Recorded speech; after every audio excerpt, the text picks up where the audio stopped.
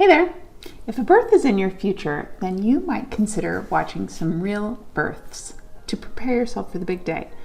But before people were posting their birth vlogs on YouTube, the only way that you could see a real birth is to be a nurse or a doctor or a medical student or a doula, or have a friend or family member who actually liked you enough to ask you to join them for their birth.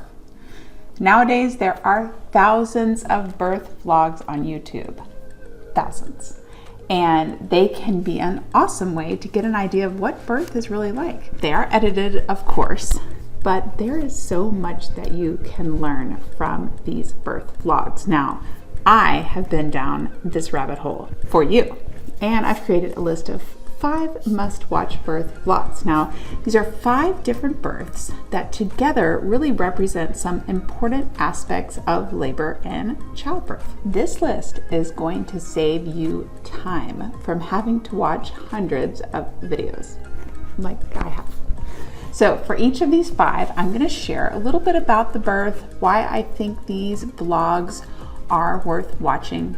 Now, I recommend watching this video all the way through so you know what to pay attention to when you watch these 5 videos. Before I share this list, I want you to drop a comment below with your experience of watching birth vlogs on a scale of newbie to pro. Okay, let's start with the birth of Ciara and Evan's first baby. As it turns out, the hospital has decided to induce Ciara's labour. We had a baby in less than 24 hours from the point of when they induce you. Their original plan was to labor at home for as long as possible. They also desired a water birth, and they are really faced with a need to change their plans. It works really well. Completely disarms them. Are you kidding me?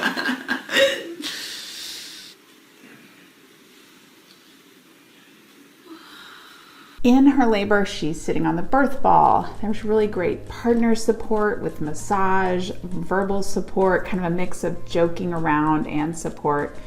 At a time, she uses some IV pain meds. She uses nitrous oxide. She gets an epidural. And something that I want everyone to take note of. May I have your attention, please? When she is pushing, her midwives mention that there might be a need for an episiotomy. Come on, we want to see his phone. Oh my gosh. Ciara? Yes. I'm sorry. No, don't take sorry. You're doing beautifully. But his heart rate is staying lower for longer than I'd like at this point. Okay, so I want to give you one more contraction to push. If his head isn't warm with the next one, I will have to do a little cut. Okay. So Just to give him more space to come out. Yeah, to help him be born a bit faster. I want to give you one more push to really give it your all. Keep going, keep going, keep going, keep going, keep going. This is a great scene to really look at what does that look like if there is a need for an episiotomy, and the discussion that can take place in between pushing. Now, don't miss, Evan actually catches the baby. Aww. Our next birth vlog up is Amanda and Nathan. Nathan and I got to the birthing center at around 4:30 this morning, and I was in a lot of pain. I was having contractions 5 minutes apart, lasting for a minute for well over an hour. And when I got to the birthing center, I was only 3 centimeters dilated, which was not good news because in order to be admitted, I needed to be at least 5 to 6 centimeters. Now, they had planned to birth at a birth center, but ended up birthing at a hospital because of a very long labor and Amanda deciding to get an epidural. Now, this is another example of births not going to plan, and this is another example of a couple that beautifully navigates this change of plans. Now, I really want you to watch Amanda's pushing phase because there are several important moments here. They have set up the hospital room to create this calm environment. Her partner Nathan is super supportive and engaged. And while she has an epidural, she still feels a lot during pushing. I think this is a great example of what pushing can look like with an epidural.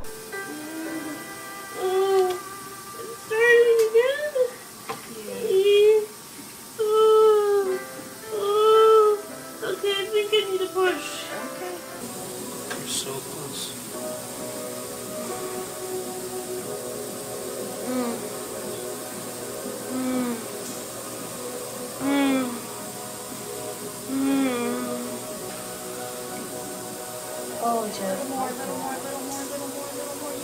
Incredible, incredible, babe. His head is right there, sweetie. Good job. You're doing so good. That's it. Come on. Good. Also, the midwife does some coaching to help her prevent tearing, and there is a beautiful example of skin to skin in this birth. The third must-watch vlog is Nicole of Health Nut Nutrition and her partner Matt.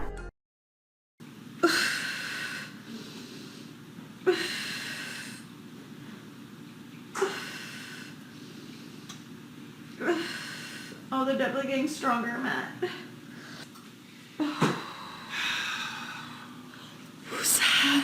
You're good. You're doing very good. Thanks, Coach Matt. Okay, that was 50 seconds. Oh. The break in between definitely helps. I can see as like that gets closer together, it could be really unbearable, but it like has a wave, so it starts off and like sometimes I'm like, is it gonna be a contraction? And then it builds, so basically like it starts in my hips and it comes right across and it gets pretty intense. And I've just been focusing on just breathing through, because I feel like if you hold your breath and fight it, like your body's not able to do its thing. But they're definitely getting more painful. Nicole planned and achieved an unmedicated birth. Now, most of her labor, she spends laboring at home. She goes into labor spontaneously. She has this great moment of self-talk. Just reminding myself that women do this everywhere. And they used a doula. They also arrived at the hospital at 10 centimeters. Now, Nicole's birth is an example of upright pushing and birthing in an upright position. Also a great skin-to-skin example too.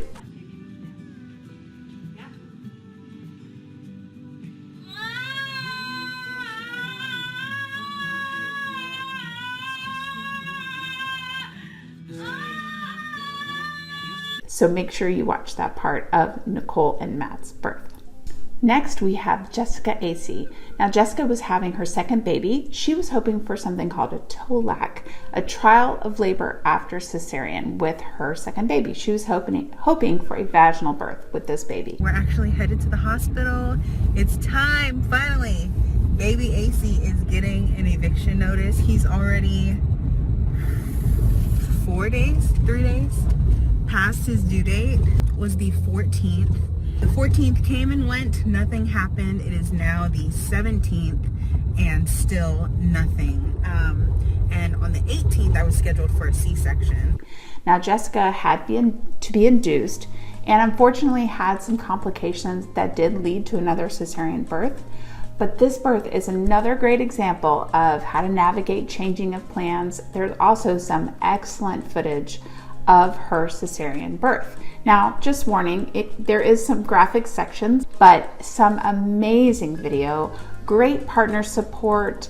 There's this moment where she asks her partner to talk about something. Now, that's such a great tip, because in that waiting for the baby to be born time of cesarean birth, it can be so helpful just to have your partner just talk about something. We're gonna meet him.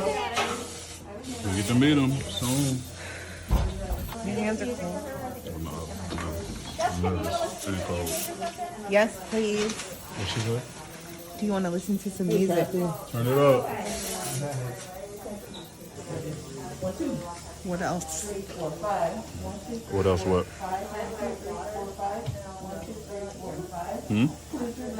Talk about something.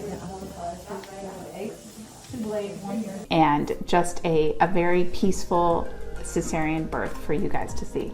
Finally, we have Megan and Matt, and they have an unmedicated birth. But unlike Nicole and Matt from Health Nut Nutrition that I talked about earlier, they did a lot of their laboring in the hospital.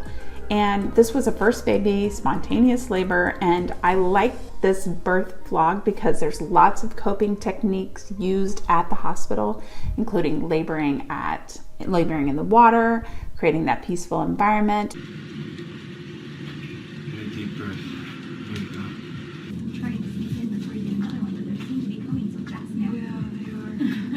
Got a little bit of jacuzzi tub action going on right now. Doing great, baby. Good breathing. if you can. For the pushing phase of Megan's birth, she's in that classic semi-reclined pushing position with stirrups. Good. That's it. Oh yeah, you're not gonna push very long. Good job. Good. Good job. Wow, look at that. Yeah. Baby. We're almost done. This is it, baby. Should we do like a warm compress or something? Sure. For tearing? Sure. I need another.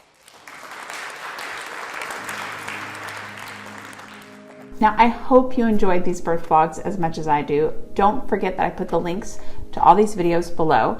And if you like this video, make sure you subscribe to the channel for more great videos about childbirth.